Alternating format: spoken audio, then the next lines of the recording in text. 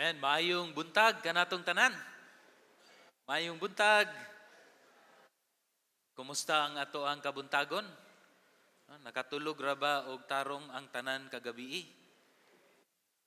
Kami kay wala kay sayo kaayo ang jogging diha nya naa sila'y dako kaayo nga unsa ni kanang pa-music.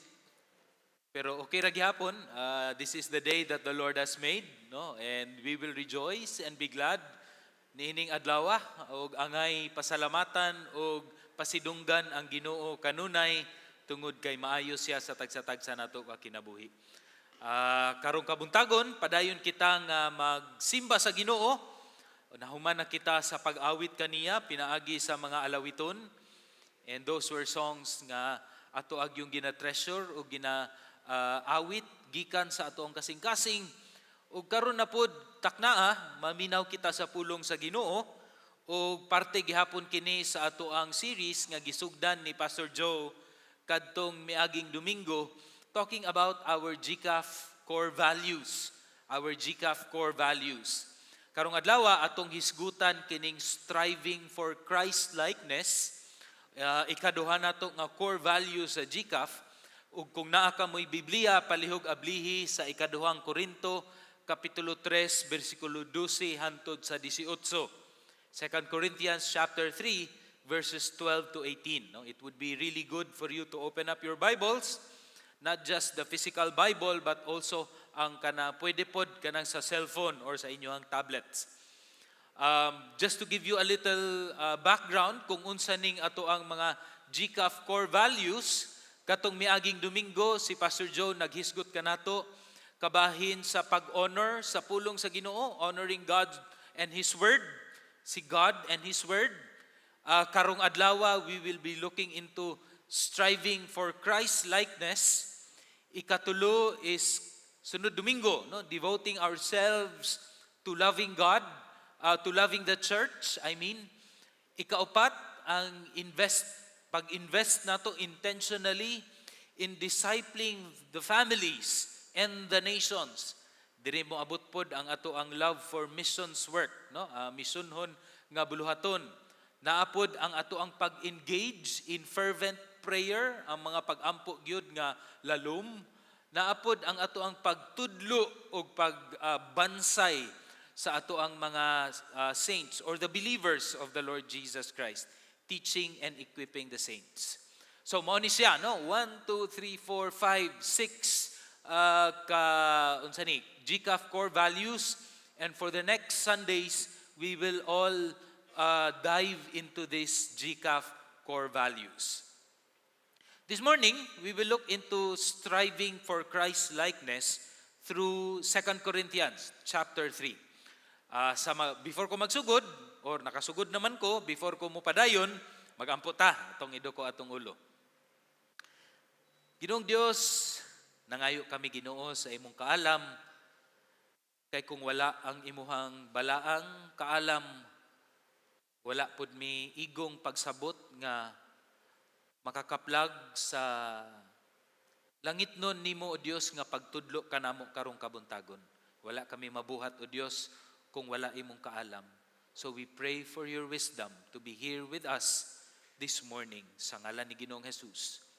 Amen og amen. Okay, tuguti ko nga mubasa sa verses 16 to 18 o sa ikaduhang Korinto, no? Sunod lang muna ko sa hilom nga pamaagi. Pulong sa Dios nag-ingon, apan kanang nakataptap makuha kun ang tawo mudangop sa Ginoo. Karon ang giingon dinhi sa Ginoo mao ang Espiritu Santo, ug kung ang Espiritu sa Ginoo mao ang anaa sa tawo, gawas nun na siya. Ug tungod kay wala nay nakataptap sa atong hunahuna, makita na nato ang gahom sa atong Ginoo, ug kining gahom nga gikan sa Ginoo nga mao ang Espiritu Santo nagapadayon sa pagbag-o kanato aron nga sa ngadto-ngadto mahisama kita kaniya. The Lord bless the reading of His word. Sa miaging mga katuigan, adunay nauso nga meme sa internet. Kanang meme bitaw, ambot og makarelate ang atong mga igsuon diri nga idaran na kanang meme which katong tell me without telling me meme. Kuan na ni siya, miagi na ni nga tuig, I think 2 years, 1 year, 2 years ago. Tell me without telling me, no? Inana na gyud kapaspas ang mag-usob-usob ang uso karong panahon na. No? Lahi na gyud sa una, ang uso manggod kay magbalik-balik. No? Sa Hunyo uso ang Julin. Pag abot na pud sa Oktubre uso na pud ang lastiko. No, hantod mo uso na pud ang sleeper game. Unya mobalik na pud na sunod tuig mobalik ang Julin na pud, ang lastiko na pud. Maunang ang ato ang Julin sa una ato ang ginalubong kay dili naman uso. Pag uso na pud ato na pong kaluton, no, kay uso na pud. Karon kay di na mobalik ang uso. No, lahi-lahi na gyud siya. Mo kini nga meme of tell me without telling me, I think it was 2 years ago, nga kana bitawng tell me if you are this without telling me in words nga ingon ani ka. For example, tell me that you are a Filipino without telling me that you are a Filipino in words. No? So naingon na. So siguro some of us are thinking, no, labi na og naa ka sa laing nasod, daghang mga tawo unya manitsit ka. Kinsa toy mulingi? Amo toy Pilipino. No? Tell me that you're a Filipino without telling me that you are a Filipino. What I like about that meme is two things. Una, gipakita ana nga meme nga we belong in a particular community. No? Wala gyud ka naghiusa lang na no, naagyug kay komunidad, naa kay grupo, whether it is sa imuhang klase sa trabaho, tell me that you are a banker without telling me that you are a banker, or tell me that you are an engineer without telling me that you are an engineer. So, naagyug kay certain group that you belong to. Walay nag-inusara ni ining kalibutana, but you have a certain group. And ikaduha, what I like about that meme is in your certain group, naapog kay certain unique nga traits. Unique nga karakter or ginabuhat that somehow nakay distinction between other certain groups. Pwede pod nga sa imuhang clan. No, tell me, for example, nga ikaw na uban ani nga Katane clan, without telling me that you are from the Katane clan. So naatay mga certain distinctives. Siguro sa amuang distinctive sa among Katane clan is Majong. No? Magtapok ng akong mga angkol dito. Kusugay na sila magmajong. No? Ingon ana. Probably in your distinctives or ang inyuhang clan or in your groups, you have certain distinctives that makes you who you are. And ang nakatsada ni ana, wala siya nahimong babag, but then this meme makes or celebrates our differences, our distinctions, ato ang nagkalahi-lahi. So, let us try to think, no? Ayaw lang isulti siguro, to think about this, no? Let's do a little activity. Una, tell me that you are a GCAF member without telling me that you are a GCAF member. Unsa ka inyuhang tubag? Probably some of us will say, nana kay wider group. Diba? That's distinctively GCAF. No? But what about this? Tell me that you're a Christian without telling me that you're a Christian. How do we say that? Tungod ba kay, gasimba man ko every Sunday? Gabasa man ko sa Bible? Ga-pray man ko every day? Is that it? No? It's a good question to ponder. Now, for us, siguro sa amuang full-time nga nagwali, gitawag sa Ginoo isip pastor, this is also a hard question for me to answer. Tell me if you're a pastor, a missionary, a church planter, without telling me that you are a pastor, church planter, or a missionary. Because there is a certain or naay tendency nga ang mga pastor nga naa diha, kung pangutan-on nato niini, ang tubag kay nakagraduate man ko og Bible school, maunang pastor. Sakto ba na siya nga ebidensya nga ikaw usagayud ka tinawag sa Dios isip pastor, misyonaryo, or church planter tungod kay naa kay credential, naa kay diploma gikan sa Bible school? Now, I'm telling you this because this is one of the dilemma of Paul dinhi sa ikaduhang Korinto.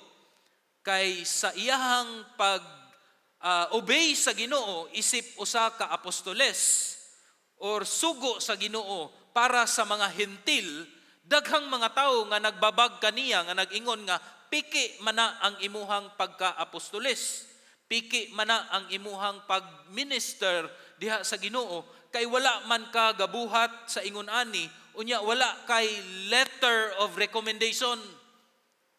It started even in the 1 Corinthians sa chapter 9, na anay mga tawo nga iyang giingnan nga siya gyud usa ka apostoles, kay naamay mga tawo nga naghusga kaniya nga dili siya tinuod nga apostoles. Unya naabot kini sa ikaduhang Korinto, and makita nato in chapters 10 and chapter 11 of people nga nagpasangil kaniya nga piki apan iya pong giingnan nga sila ang piki, tungod kay ang ilahang ebidensya nga sila sugo sa Dios kay dili man susama sa ako ang ebidensya kabahin sa ako ang pagkatinawag ug pagka-apostoles.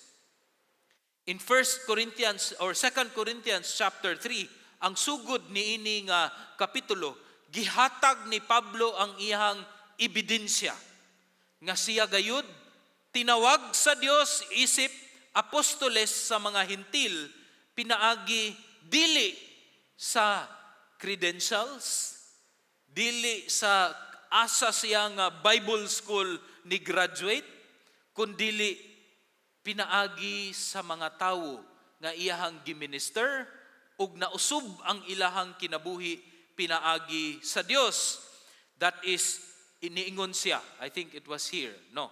Sa verse 1 of chapter 3, niingon siya, or do we need, like some people, letters of recommendation? No? Gikan siguro sa usa ka relihiyoso nga organisasyon nga naghatag nga pwede na ka mahimong apostoles. No, Paul doesn't have that.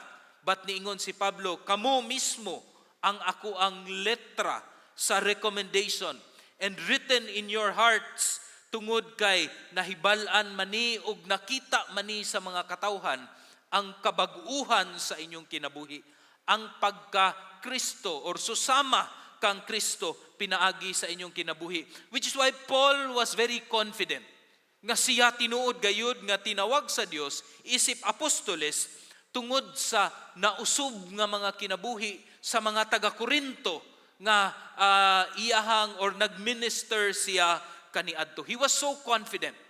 Ang iyahang paglaom nagdala kaniya niining confidence nga tinuod yun siya nga tinawag sa Dios tungod sa kabag-uhan sa kinabuhi sa mga katawhan. It was not through a letter of recommendation or university credentials, but transformed lives. Now see this.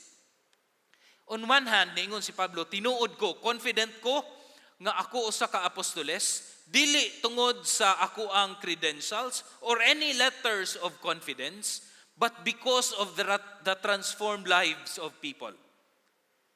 At din siya diri sa pikas, iha diyang gikumpara. Nganong confident man pud ta nga na-transform na atong kinabuhi? Or kamo mga taga-Korinto, nganong confident man pud mo nga tinuod gayud ang inyuhang kabag-uhan nga gikan gayud kini sa Dios?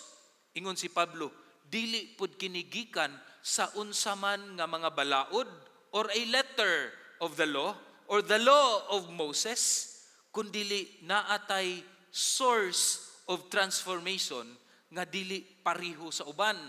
So there is a comparison that Paul was doing here sa kini nga mga bersikulo. Confident ko nga ako usa ka apostoles dili tungod sa usa ka credential or letra kundi tungod sa kabag-uhan sa kinabuhi. Confident pud mo nga tinuod ang inyong kabag-uhan sa inyong kinabuhi. Dili pinaagi sa letra sa balaod, kundi tungod sa duha ka kamatuoran. Two realities. So there is this hope, paglaom, nga nagdala og kumpiyansa, matud pa sa ikaduhang Korinto 3:12, ningon si Pablo, ug tungod kay mao kini ang among gilauman na ami kumpiyansa. Wala kami kahadlok sa pagsugilon sa pulong sa Dios. Asa man gikan ang paglaom ni Pablo? Asa man gikan ang atoang confidence and hope nga tinuod gyud ning atoang pagkabag-o sa atong kinabuhi? Asa man kinigikan? Duha ka butang, no, nga atoang pagahisgutan. As we learn about striving for Christ likeness, asa man igagikan? Tinuod bagayud kini? Giunsa pud ni pagmugna sa Ginoo sa atong kinabuhi? Ug sigurado ba pud ta nga makabuot ni nato naa ba tay hope and confidence that we will be just like the Lord Jesus Christ as we journey in this life of faith? Unang nga kamatuoran mga igsoon, this reality nga ang ato ang paglaom ug confidence nagagikan kini sa makatubos nga gahom ni Kristo. The redeeming power of the Lord Jesus Christ. Jesus our Redeemer, manunubos. Ang bersikulo 13 hangtod sa 15, gisulti kini ni Pablo, nga dili na kita sama kang Moises, or dili na kami sama kang Moises, nga nagtabon sa iyang nawong, aron dili makita sa sama niya nga mga Israelinhon, ang hinay-hinay nga pagkahanaw sa iyang nawong, or sa kahayag sa iyang nawong. Kay wala nila masabting akong kita anaa kang Kristo, kadtong daan nga pamaagi nawala na. Oo, hangtod gani karon kun magbasa sila sa sinulat ni Moises, dili gihapon sila makasabot kay may nakataptap sa ilang hunahuna. Ingon si Pablo nga ang tinuod nga kabag-uhan dili gikan sa unsa man nga letra sa balaod, or maybe sa atoa karon any legislative form. Dili na siya mao ang makahatag nga tinuod gayud nga kabag-uhan, because I believe nga ang tinuod nga moralidad could never be legislated. Dili siya mabuhat sa unsa man nga mga senador or unsa man nga congressman. Ang tinuod gayud nga kabag-uhan pinaagi sa balaod. And iya kining gi-explain sa katubitawng paghatag sa Ginoo kang Moises ug balaod didto sa bukid sa Sinai. Nga gisulat sa Dios ang balaod didto sa tablet of stone, and while Moses had an encounter with God, ninghayag ang ihang nawong. Pero ang gibuhat ni Moises, iyaha kadtong gitabunan. Unya ninaog siya gadala sa mga tablets of stones ang balaod sa Ginoo, nakatabon siya pero naghihapoy hayag gamay. Naghihapoy kahayag gamay. So mo ning nakataptap, no, ang pulong diri nga gisulti, nakataptap or veiled glory. Kay ang gisulti diri ni Pablo, kay kadtong gihatag nga balaod kang Moises, though naa siya'y kanang use, na mapuslanon kadto siya, apan dili kadto kompleto. Dili kadto kompleto, maunang dili kompleto usab ang kahayag. Nganuman, kay ang Mosaic law, ang letra sa balaod ni Moises, naa siya'y kapuslanan, taman nga ato ang makita ang ato ang kahugaw. It's like a mirror that when we look at ourselves, Diha sa balaod ni Moises, makaingon gyud ta nga dili gyud ko kapasar sa standard sa Ginoo. Kaya ang standard sa Ginoo is to follow the law perfectly. Mao man siya ang standard sa Ginoo. So makita nato nga hugaw ta, makasasala ta, and we are in need of a Savior. Kay dili man nato makabot ang standard sa Ginoo, and diha makita ang gitaptap nga glory. Naay gamay pero dili pa kompleto. Gitabunan gamay. Ug nakita nato nga kulang ta, makasasala ta, ug gakinahanglan kita og manunubos kay napriso man kita sa balaod nga mudala kanato sa kamatayon. Paul called this in verses 7 ug 11 as transitory. In other words, dili pa tumao. Lumalabay pa lang to. Apan mapuslanon kato kay nakita nato ang atoang pagkahugaw. Nakita nato ang atoang pagkinahanglan sa usa ka manluluwas. Ug nag-ingon pod si Pablo nga again, it is a veiled glory. Natabunan. We are not like Moses. Dili kita sama kang Moses nga nagtabon sa iyahang nawong to prevent the Israelites from seeing the end of what was passing away. Pero ang paglaom ug confidence ni Pablo, klaro na karon kay niingon man siya, but because Christ has come, niabot na ang atoang manunubos, ang atoang manluluwas, the veil was taken away. It was now removed. Nakita na nato ang tibuok himaya sa kaluwasan sa Ginoo, pinaagi kang Ginoong Hesus, nga naa na kitay solusyon gikan sa atoang pagkamakasasala. The realization that we are sinful, the realization that we are going towards death, nga kita mamatay, naay solusyon ug ang kompleto nga istorya naa sa unique Son of God, that is the Lord Jesus Christ. Kay siya man ang Diyos or ang nagpakatawo who has not missed a mark. Wala siya nakasala. The one who fulfilled the law, the one who is perfectly righteous, ug tungod siya ang Dios na himong tawo, He is also the perfect sacrifice, the perfect Savior of the world that can wash away our sins, never to be remembered by the Father anymore. Diha sa ato ang pagtuo kang Ginoong Hesus, ang power makatubos nga gahom ni Ginoong Hesus now paves the way. Gitagaan na ta og yawi sa pagtuo nga pwede natong abrihan ang atoang prisuhan. Piniriso kita sa balaod, piniriso kita sa sala, naa ang yawi, that is the Lord Jesus Christ, and He paves the way. It is now open for us diha sa grasya ug pagtuo nato diha sa Ginoo. Then makasugod ang tinuod nga transformation. Tinuod nga kausaban magsugod tungod kay gitubos kita ni Ginoong Hesus. There was a writer I remember nga kini kunong transformation kana bitang mo decide ta nga kinahanglan na gyud ko mousog. Kanang kinahanglan na gyud nako undangan ning ako ang pagpanigarilyo, kinahanglan na nako ni undangan ning ako ang love for kaning magsige inom og coke, no, or unsa ba nga transformation that we love, change kausaban na ako noy tulo, epektibo ning tulo, pero kining ikatulo mao gyud ni pinaka-epektibo. Una, kung na-realize nimo nga kana bitawng mamatay na ka anang imuhang bisyo,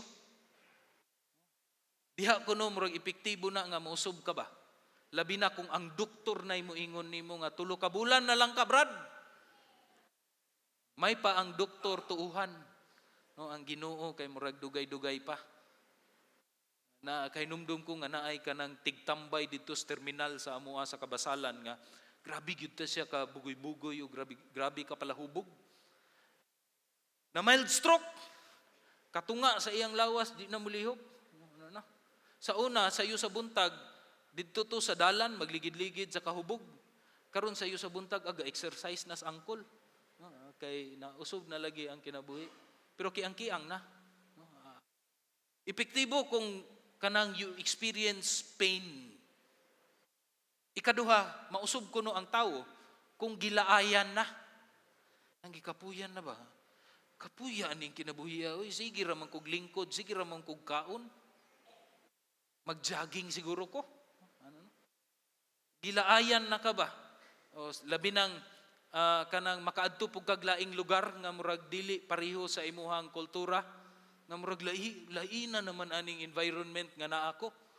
Naatay kauban diri sa Pilipinas nga paras kayo ma-drive. Paras kayo ma-drive, open pipe, uguban pa. Na. Pag-abot sa Japan kay, uy, buutan naman kayo mo drive. No? Respectful naman kayo sa traffic. No? Dili na magsigig overtake. No? So kung laayan ka, that is also a powerful nga change. Pero I believe nga ang tinuod o very powerful change that we can have is when we realize nga pwede gyud ay ko magbago. Not by my own strength, but because of the Lord. Kanang you'll realize nga pwede di ay. Nga naman, kay naa naman ko'y nakita nga nabag-o pod iyang kinabuhi tungod kay misalig siya sa Ginoo. Sa una, grabe siya kabisyuso, grabe ka gabu, sani kanang durugista, no, adik-adik. Pero tungod sa gahom o grasya, the transforming power, the redeeming power of the Lord Jesus Christ. Look at Him now. Sa una siya, daghan kayo mga relationships, from one relationship to another, dili matagbaw na anay asawan, daghan gyapog mga babayi diha sa kilid-kilid. But now, because of the transforming power of the Lord Jesus Christ, He was redeemed from that life, ug naa siya karon. And then when we see that, makaingon ka, pwede di ay. Through the Lord Jesus Christ, pwede di ay. And I pray nga maupod na ang ato ang panlantaw karon. Kana bitawng dili man gyud ta perpekto. Naa man gyud tay kakulangon sa ato ang kinabuhi. And many times moingon ta nga kano sa man kumuusog. In fact, we have tried many times. Mag-jogging ka ako. Jogging ka. Pero kadugayan kay murag wala man. Boring man, balik na pug ka. No? But then when you realize that there is this hope nga pwede daitag yud mausob, not because of our strength, but because of the redeeming power of the Lord Jesus Christ. Dili tungod sa balaod, tungod sa grasya sa Ginoo. Then I believe that's the most powerful and genuine kind of change. Kabaguhan nga gikan sa Ginoo. Kay balaod lang mga igsoon, pwede man gihapon nga dili ka makasala sa balaod, kanang ga-drive bitaw ka, unya dutan ka or gina-overtakean ka, gibinuangan ka, pwede man nga you can control your driving. Wala gihapon ka nakasala sa balaod, pero imong kasing-kasing gipatay na nimo kapila tong drivera. Munang kung naa bitaw mo'y kanang open pipe nga motor o mga sakyanan, pasayloag yun ko ninyo. Okay, kapila na gyud ta mo gipatay sa akong huna-una og kasing-kasing. Kay di man gud may katulog, no? Duol ra kay among balay diha sa highway. Unya daghan kay mag-alboruto diha nga motor nga open pipe ini kagabi, di may katulog.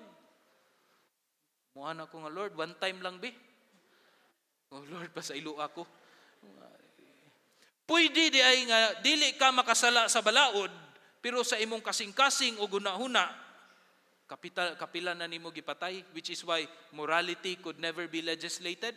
Kay ang sala naaman sa kasing-kasing o guna-una. True and genuine change comes from the Lord Jesus Christ, who transforms us from the inside out. Naadiha ang gahom sa Ginoo mga igsoon. He has the key. Giabrihan na ta. And where does this lead?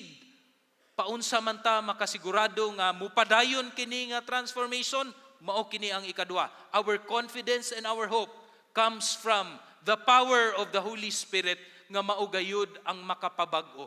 The transforming power of the Holy Spirit. Verses 16 to 18. nagsulti ang pulong sa Ginoo.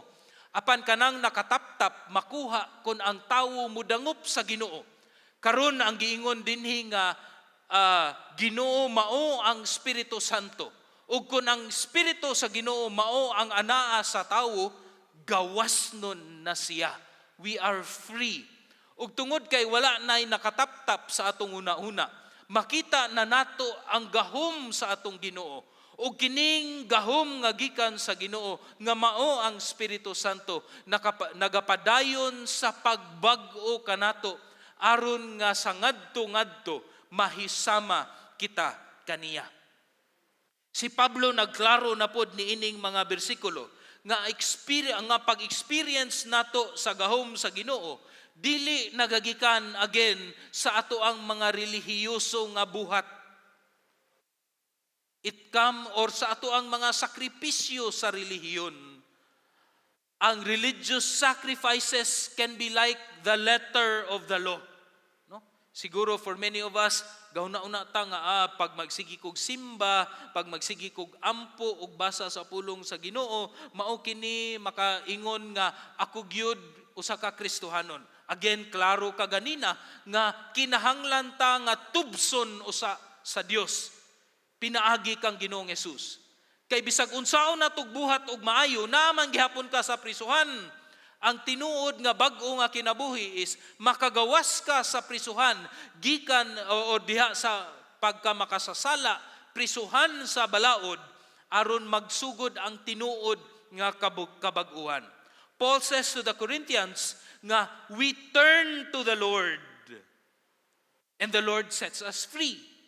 Apan si Lord mampud mao ang Espiritu nga nag-transform kanato gikan sa kana bitawng pag-experience nga kapoy na maning magsigig simba, kapoy na maning magsigi og basa sa pulong sa Ginoo, pwede matulog sa Lord kaya sa iyo kayo alas 7 sa buntag, kapoy naman from the dull religious works towards true freedom. Tinuod nga kagawasan that we are not bounded by the rules and expectations of men tungod kay naaman ang atuang paghigugma sa Dios. Gihigugma kita sa Dios, maunang aduna kitay kagawasan, and when we respond by love, diha pud nato mabati ang tinuod nga kabag-uhan. God's love sets us free to do things for God. Ug mao kini ang unveiled nga face. Ang gugma sa Ginoo mao ang himaya nga makita nato diha kang Ginoong Hesus mao nang niingon siya diri nga nakita nato ang gahom sa Ginoo. In English version, we contemplate the beauty of the Lord, the glory of the Lord. Sama nga ang usa bitaw kabatan-on gasigi ug hunahuna sa nawong sa iyang hinigugma. The love that we express towards God, bisan wala na kita nakagaw or we are within siya sa bounds or expectations sa society or dili man outside of societal norms, bisan og makabuhat kita og kana bitawng shameful atubangan sa mga tao, we don't care because we love God. The same thing as our love for our spouses, especially kaniadto. Di ba?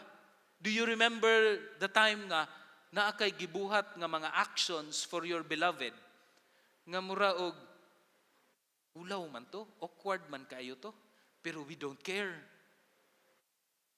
because we love our spouses. Naatay gibuhat sa una nga I can't believe nga ako atong gibuhat. But we don't care. Why? Because of love, all for the sake of the one that we love. The other day, natay brother and sister diri nga nagminyo dito sa Malasag. And nakita nako dito ang paghigugmaay, no? Grabe gyud. And one of the things nga ginabuhat sa bana kay sige siyag sayaw, no? Sayaw siya unya ako galandaw ko sa iya murag dili gyud ko ni kaya ba. Sige man siya sayaw para sa iyang hinigugma. Dili gyud ko ni kaya. All for the sake of love, misayaw siya.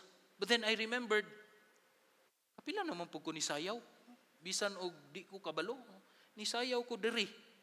Katong ko po, I hope wala na to ninyo na hinumduman. Pero ni sayaw ko diring dapita. Tungod kay gihigugman ako ang Ginoo.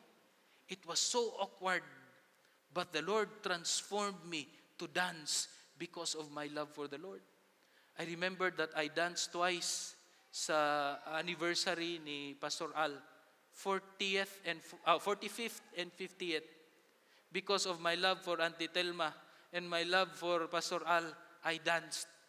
It was so awkward, but I danced. The Lord transformed me. I danced because of love. Katong nagminyo ko, minyo minibunbon, couple of years ago, I remembered nga, nisayaw maday ko, kauban sa akong mama. Dance with my mother. Murag lisod ka ayo ko musayaw, no? Kay awkward ka, maulaw ko. Pero nisayaw ko, bahalag maulawan ko, kay gihigugman ako, akong mama. Nisayaw minibunbon, our first dance during the reception. It was so awkward, but I danced because I love the Lord. My brothers and sisters, as I reflected all of this, nakita nako that love transforms. Maugyod ang grabe ug tinuod nga transformation kay kanang atoong paghigugma sa Dios. Kay tungod na kahibaluta nga gihigugma usab ta niya, and this love is initiated by the Holy Spirit. Nga bisan og dili in the bounds of the expectation of people.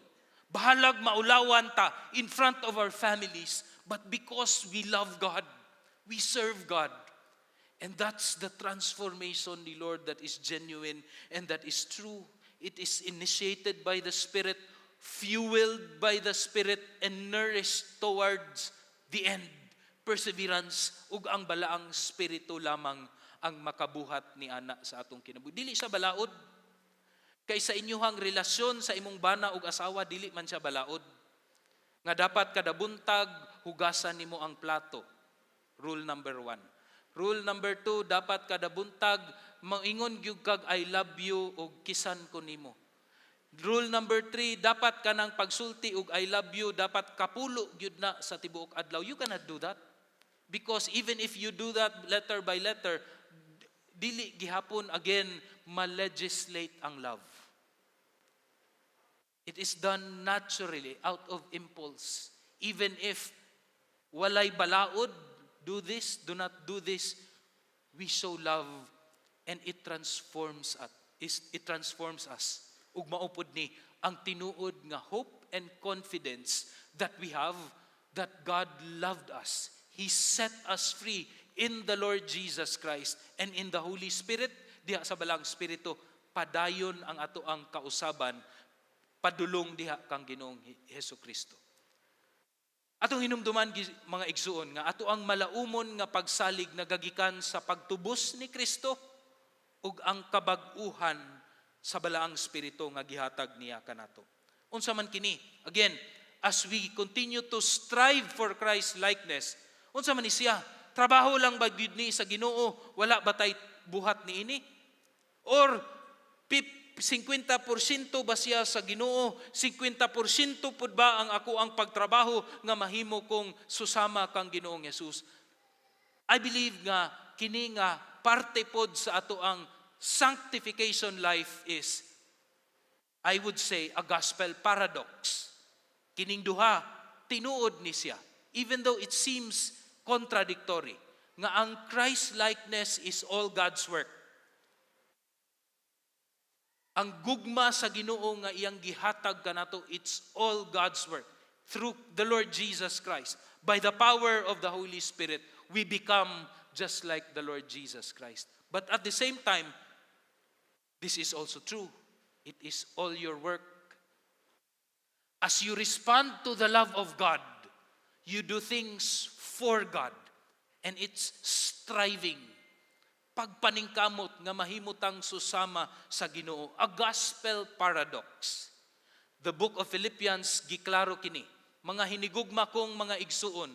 Sa diha pa ako uban kaninyo, nagmatinumanon na kamo kanako, ilabay na gayud karon nga wala na ako diha. Paningkamuti ang inyong kaluwasan. Work out your salvation. Nga naay pagtahod o kahadlok sa Dios. In trembling and in fear, knowing that our journey towards Christ-likeness is all our work in response to the love of God. Dili siya trabaho, tungod kay gugmaman, dili man na nimo kwentahon ang imuhang gitrabaho para sa imong bana o asawa, kay gugmaman, gihigugmaman nimo ang imong spouse. But it is our striving. But at the same time, naay kamatuuran, kay ang Dios mao ang naghatag kanato og tinguha og katakos sa pagbuhat sa iyang kabubuton. It is the Lord who works in us to will. Siya mismo ang muhatag kanato or mugiya sa ato ang mga desisyon to fully become or to journey in becoming like the Lord Jesus Christ. All God's work and all our work, these two truths are a reality in the Christian life. Two things exist at the same time. Sanctification, again, is fully God's work, and He changes our hearts through the Holy Spirit. Dili nato kaya nga mahimong balaan by our own strength, but at the same time, it requires our striving. We are commanded by the Lord to fight sin, to obey God, to pray and grow spiritually out of our love for the Lord. Dili siya pagsunod sa balaod tungod sa paghigugma nato sa Ginoo. Is this something nga karon lang nato nahibalaan? Kita lang ba ang nagbuhat niini? No. Our church fathers knew this as well.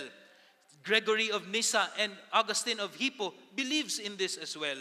Si Augustine emphasized nga ang grasya sa Ginoo gikinahanglan nato para mahimong balaan nga masusama kita kang Ginoong Hesus.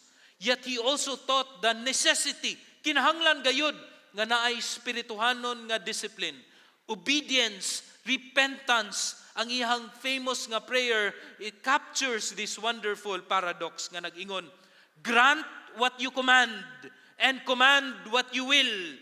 Nagpasabot kini nga ang Ginoo nag-command kanato for holiness. God commands us to be holy. But then, when God commands, He also empowers us to become holy. Gregory of Nyssa also said this, nga ang sanctification is becoming like the Lord Jesus Christ is an endless journey padulong sa Ginoo. Ang transformation mahitabo ni siya as we participate in God's grace every day. Grasya lang yun sa Ginoo kada adlaw nga nagkinabuhi ta. Grasya ra gyud na sa Ginoo nga nakapadayon kita sa ato ang pagkinabuhi. Yet he said nga ang believers must continually pursue spiritual growth. Paningkamutan nato, disiplinahon nato atong kaugalingon, and we continue to grow spiritually. Kini nga theology, understanding expresses that God draws the believers upward while the believers actively pursues God in this life. Naay lugar sa kalibutan nga gitawag siya og doldrum. Doldrum. It's a combination of two Old English words. Kining word nga dold or dull, boring. At the same time, the word rooms or tantrums, kana ba itong murag nabuang? Murag nabuang ka tungod sa kaboring sa lugar. And this is found in the equatorial area of the world. And during the 18th and 19th century, nga uso pa kinibitang mga sailboats, daghang nabuang ug nangamatay dinhi nga mga sailors because there is no wind. Wa gyoy hangin. And some of you have probably seen movies like this. Nga wa gyoy hangin, bisag dako kayo imong layag. Layag ba na? Sails? No? Bisag unsa ka dako sa imong layag, dili gyud mulihok ang imuhang barko. The sanctification life, our journey towards the Lord Jesus Christ, is something like you are in a sailboat. Kung walay hangin, bisag unsaon nimo pagpaningkamot dinhing kalibutana, dili gyud ka mapaduol sa Dios. No amount of good works can bring you closer to the Father. Pero tungod sa hangin, that is through the Holy Spirit, grace ni Christ ang hangin. Pero ug wala pud nimo gisaka ang imuhang layag, di gyapon ka molihok. But then when you put up your sails, of course naa ang hangin sa Ginoo, the more you journey towards becoming like the Lord Jesus Christ. We will not be stuck to where we are. Sigurado ang transformation tungod kay naa ang hangin sa balang spirito ug kita pod kanunay mo-obey sa command sa Ginoo, and He empowers us to obey His commands as well. As we strive for Christ-likeness, let us believe nga tungod sa gahom sa Ginoo ug kita gihigugma niya, and we respond in love, and we say that we are indeed in this journey to becoming just like the Lord Jesus Christ. Let us pray. Salamat Ginoo sa imong pagtudlo kanamo karong kabuntagon. Tabangi kami o Dios nga masusama gayud kang Ginoong Jesucristo. Daghang mga panahon, Lord, nga kami nag-struggle sa amo ang Christian life. Probably, Lord, tungod kini kay we think nga ang Kristohanong kinabuhi kay usa siya ka balaod nga amo ang sundon. But it is very clear in your word nga dili ni siya susama sa balaod or nagadepende kami sa balaod, kundi nagadepende kami sa grasya ni Ginoong Hesus ug sa pagtransform sa balang spirito sa among kinabuhi nga gitagaan mi niya ug paghigugma kanimo, and this love transforms us. It's very powerful. Tabangi mi Ginoo to love you back, to cherish your word in our lives. Na mahimo ka, Lord Jesus, nga among tinuod gayud nga beloved. That as we follow you, even if dili siya mo amount sa standard of society, but we continue to be transformed and to follow you. Tungod kay ni-respond man kami sa imuhang dakong gugma sa among kinabuhi. Salamat Ginoo, kanimo ang tanang dungog ug himaya sa ngalan ni Ginoong Hesukristo. Amen ug amen. Maayong buntag kanatong tanan.